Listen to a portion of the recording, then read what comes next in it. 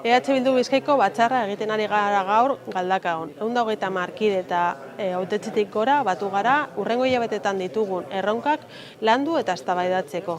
Lanean jarraitzen dugu bai gobernuetatik, bai oposiziotik, Bizkaia behar dituen erantzunak emateko eta behar dituen politika publikoak martxan jarri daitezen. Hemen Galdakaon eta bide berdinean, herrialdea behar dituen etxebizitza politika publikoak nahi ditugu aldarrikatu. Porrota egin dute PSeren laguntzarekin EAJak arrastaka daramatzan politika neoliberalak, eta hauek errotik aldatzea beharrezkoa da.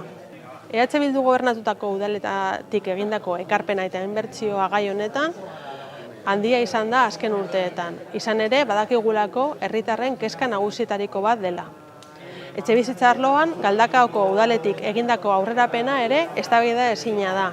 200 etxebizitza berri, 104 babesleku eta 40 zuzkidura bizitoki.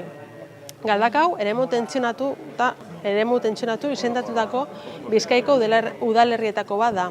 Eta horrek besteak beste, alokairuen prezioa doitzeko aukera ematen dio. EH Bilduri esker onartutako legearen arabera. Urgentea den gai honetan, Bizkaiko Foru Aldundia berandu doa berriz, eta etxebizitza alokairuko referentziazko prezioen indizea noiz argitaratuko den zain jarraitzen dugu.